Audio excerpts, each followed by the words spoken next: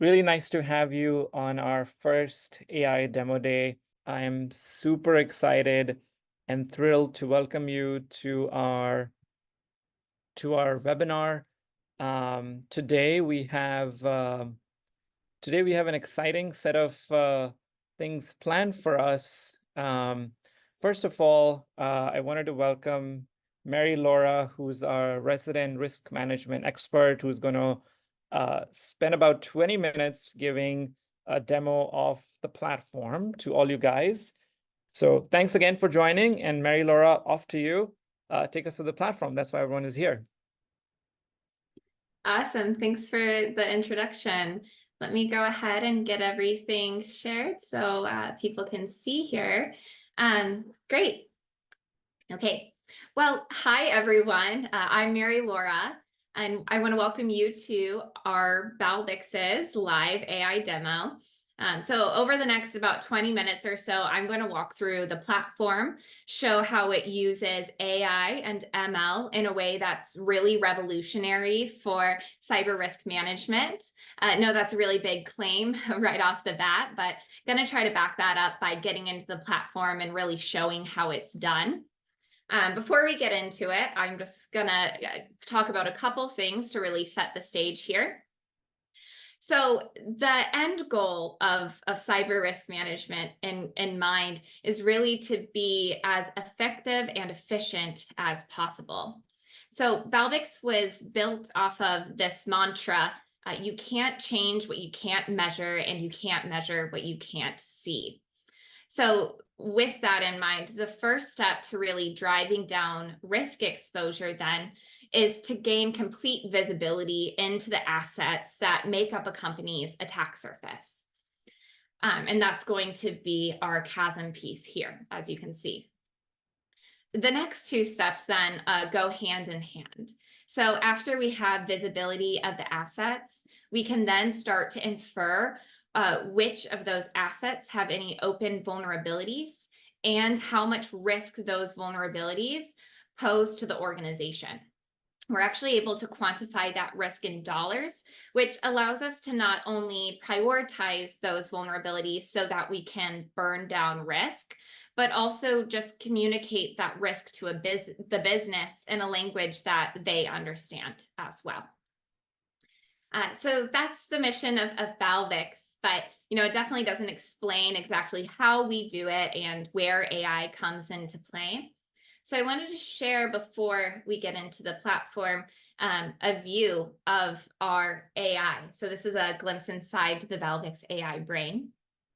And if we break the AI ecosystem into its components of natural language processing, predictive analytics, and large language models, every white rectangle that you see here is a purpose-built model or function designed to enumerate assets, categorize them, and then also deduplicate.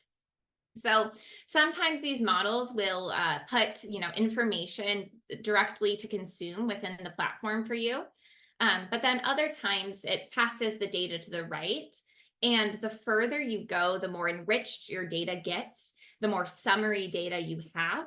And that's really about driving your business outcomes. So you can see some of these summarized into what you really get from these different models.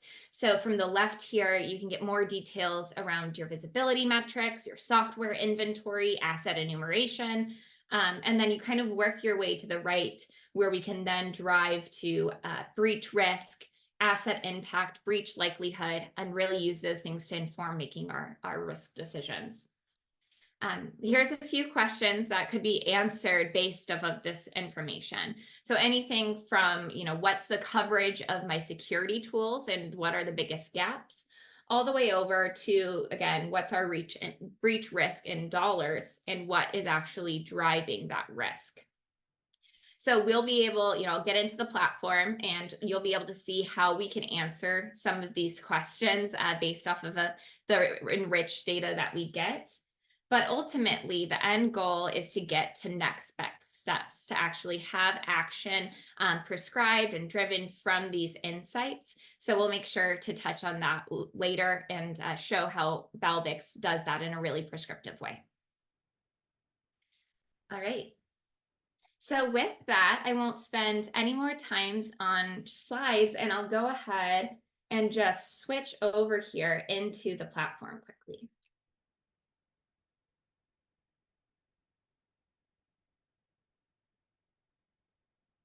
All right.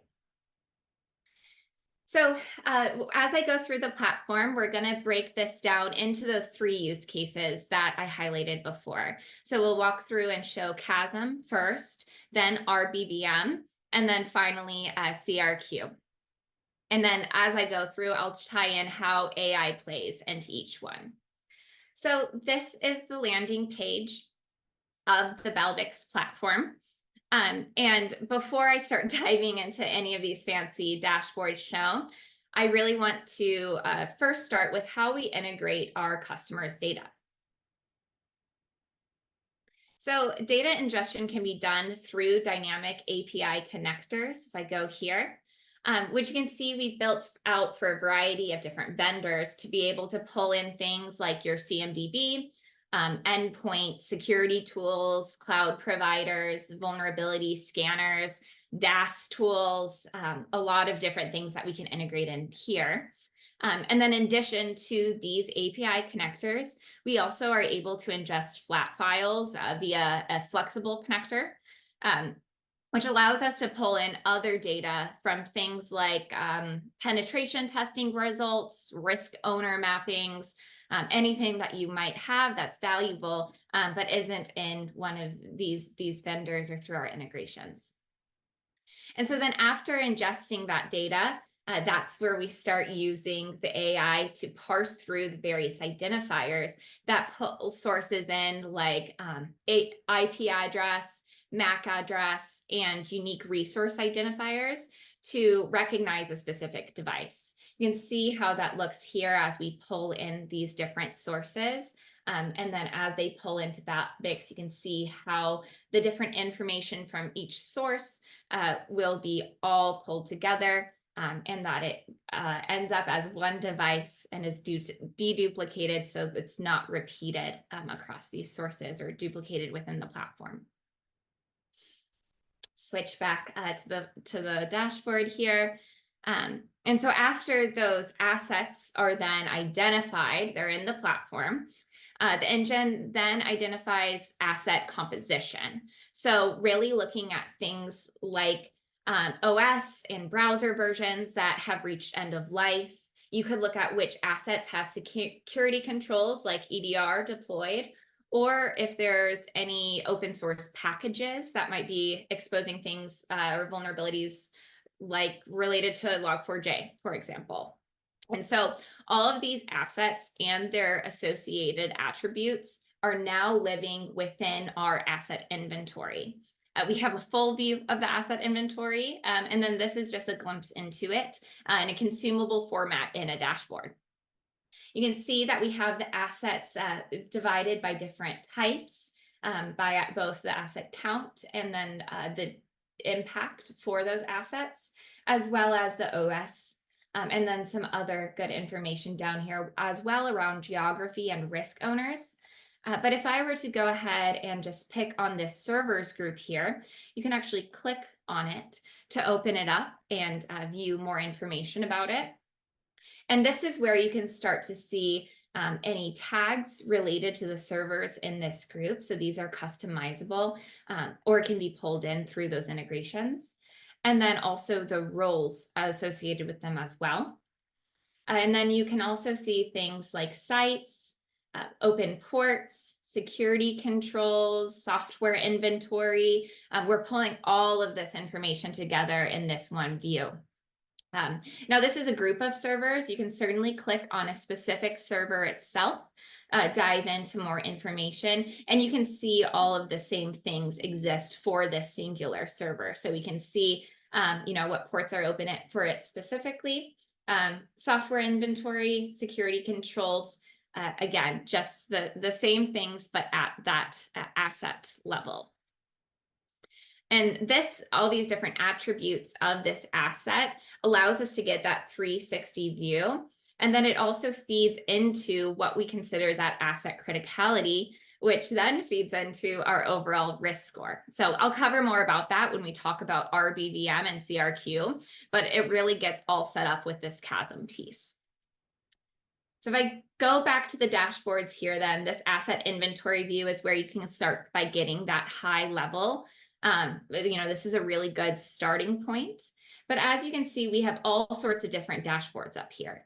These 4 come out of the box, out of the platform. But then all of these can be added, shared with different groups. The widgets inside of them can be customized. So it really allows us to report out to whichever audience makes sense and just share that dashboard with that particular audience. So if we go into some more specific use cases that you might use custom dashboards for, one thing that we could look at is this coverage and gap analysis over here. So you can see then where we're observing the data, where it's pulling in from the different observers, how many assets are observed within that instance, and then how many are unobserved. So you can drill into this here, or you can drill into it specifically for things like endpoint coverage or VM coverage, or really any sort of coverage that you want to look at. You can customize this to get a sense of where you might be needing to fill in the gaps and deploy those security controls further across the environment, or just to get a better picture of what you have in the environment now. Another view that might be useful is this cloud view. So we can actually pivot and get a unified view of all of your cloud assets across the different cloud platforms in one place. And from here, you can actually drill in further. But I guess before I do that, I want to note, one important thing here is that we speak, again, in the same language as these cloud providers. So we can, report off of things like workloads, Kubernetes clusters, data stores, and dig in deep here. But if I just pick on this AWS EC2 instance here, you can see this similar view. But what's really interesting is we're actually able to pull in the enhanced CIS benchmarks for AWS, and then essentially use this as a cloud posture management platform. Can't drill into that as far as I'd like to today, but just wanted to give you that glance. So if we go back, one last CHASM use case that I want to show before moving on is that you are also able to look at your software inventory. So this becomes really important if we think back to Log4j and trying to identify that true level of exposure, or any of these larger 0 days that come out. It's really hard to understand how widespread those packages were when that happened. But with Balbix, all of that information for off-the-shelf applications, libraries, browsers, plugins, it's all centralized here and then easily searchable. So if I actually pull up the search bar in the top right here, I'm able to search the network or search the platform based off of a couple different things. It's a really powerful search function. So not only can I use natural language processing or searching in terms that I understand to look through the assets, I can also filter based off of specific attributes. So for example, I could filter based off of SBOM to see which assets in that environment might have that package. Or I could filter off of any asset type, roles, tags, groups. It's very dynamic here, and then that can allow us to create either more groups, unique views, and then get more insights from there. So that's all I have for CHASM. Now let's kind of shift and focus on RBVM, or risk-based vulnerability management. So now that we have the entire picture of our attack surface, Balbix AI can actually infer the vulnerabilities on those assets and understand how those vulnerabilities are exposed.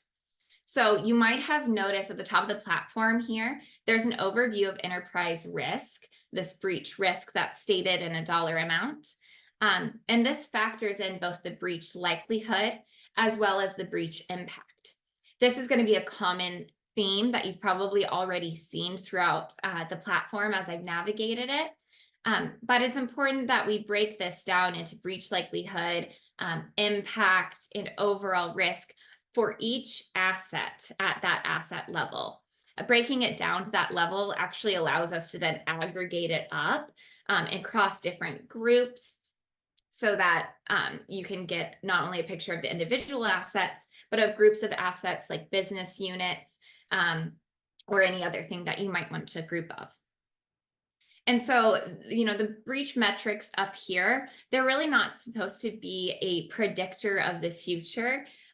Instead, it's really a consistent measurement across your entire environment that allows us to speak in a common language about risk. So I'll go into more of how we get these numbers and how that works with our cyber risk quantification piece, or CRQ. But I thought it'd be important to note before we dive into the risk that these are what we're going to be using to try to identify which risks are higher than others. All right, so if I switch tabs here to this vulnerability management, this is going to be our starting view for the RBVM. And this really allows us to see where the greatest concentrations are of risk across our entire organization, but also what factors are featured most prominently.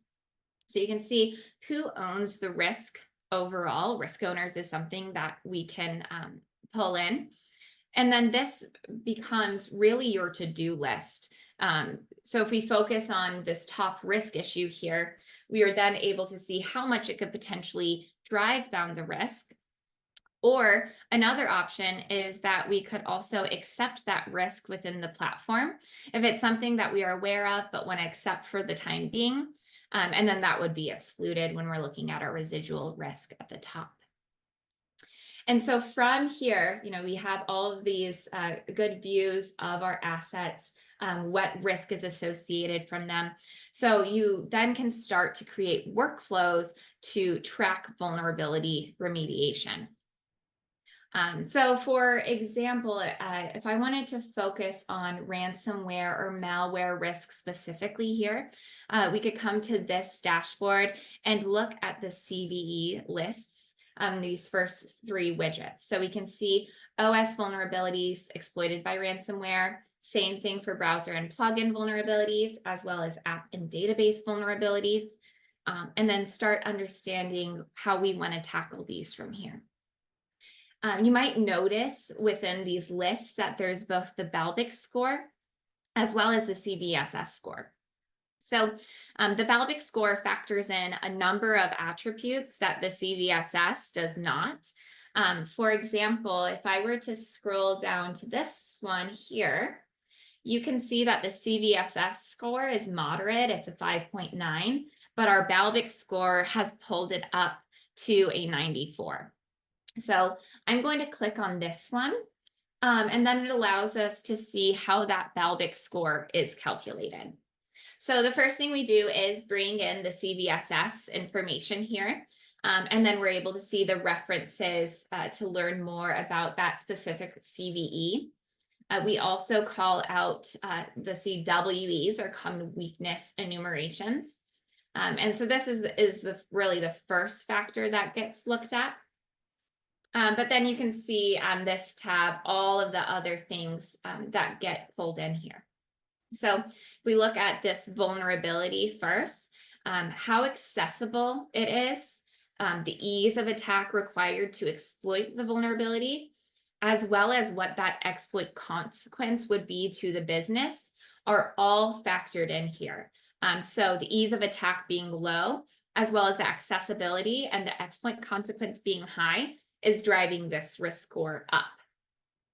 We also look at how exposed the asset is, and then how old the vulnerability has been within the environment. So, the longer the vulnerability, the more likely that it could be exploited. So these are going to be driving that risk score up as well. And then finally, we do look at our threat intelligence. So how mature is this exploit considered? And what does the adversary activity look like? If we actually pull up this adversary activity tab, this is where we can see if there's any chatter, pastebin posts, and see, if this is something that people are talking about, which would then, of course, increase the risk of that particular vulnerability being exploited. We also pull in the MITRE attack framework here to associate any TTPs with these vulnerabilities. And that becomes important when looking at our control mitigations. So if we know that we have, for example, endpoint security on this specific asset, and that's a noted control for this specific vulnerability, based off of those TTPs, it's effective. We can then bring in that mitigation, and that efficacy can then lower the risk. So this is really the only one here that's going to be bringing that risk down. But you'll notice in the Balbix score, you have really two options in the platform of how this is communicated. You can choose to keep the Balbix score without the control mitigations factored in. And then when you click into it, you can always see how that score is lowered when those mitigations are factored. Or you can have it set as having them factored in as a default. So a couple different ways to approach that here. But this Balbix score then allows us to float things like this vulnerability up to the top, whereas it might have ended up at the bottom of our list if we were just looking at that CVSS information. And then you can make an informed decision from there, how you as a business wants to prioritize this. One thing to note is that we do use AI to aid in this process. So we use AI to actually read through those specific TTPs and all the notes that we collect from threat intelligence feed into that assessment. So MITRE is really only available for a small number of TTPs out there right now. So we're using AI to kind of fill in those gaps. So when the next 0 day is discovered, we can guide you around where you might have mitigating controls in place or where you could be completely exposed. So tracking remediation is important too. We don't have time to dive into this fully today, but I'm going to touch, we do have integrations within ServiceNow and Jira to export those vulnerabilities out. And then we also have the ability to create a project plan and track your progress and remediation efforts in real time with that project plan. So that's something that if you're interested to know more about, you can look toward you can contact us for another demo, or feel free to ask some questions in the chat and I can touch on that at the end too. All right, really quickly here then, going back to this risk score, so breach risk and breach likelihood, I'm going to dive into what's actually driving that, and then I'll promise I'll open it up for questions. So really the risk calculation comes from first the top down. So we're able to, based off of loss data from other organizations of similar size and within the vertical, to first create an enterprise breach impact. But then you can estimate from there, break it down into the groups. So if you have a different business unit that you think is a higher risk, you can go ahead and call that here and edit that impact all the way down to the application level. So it's a factor of setting up that impact at the enterprise level, and then that trickling down to the assets based off of their criticality, as well as that Balbix and CVSS score that's pulling into the breach likelihood. That then gets us the breach risk. Okay, I had to rush there a little bit at the end just to make sure I could cover everything. I know this was a lot to share at one place, so I'm going to go ahead and stop there, and I'll answer any questions that you will have. Yeah, we are just about in time, Mary Laura. So let's go through one question. And then, like I said, I think there is an opportunity for folks to come to our website and request a longer demo. So one question that came up is how is the mitigating control play a factor in understanding or estimating Balbix score? Yeah, so right now it's going to be factored in from those MITRE TTPs. So we'll look to see what TTPs are being used for that specific vulnerability. And then we have a mapping of which controls are effective for which TTPs. So for example, the example that I used before is if you have an endpoint security on that asset, we'll only factor in that as a mitigating control if endpoint security is something that's going to affect that or kind of block that effective TTP there. So it really depends on which TTP we're looking at and which controls we're factoring in, but we have mappings in the background that factor it in.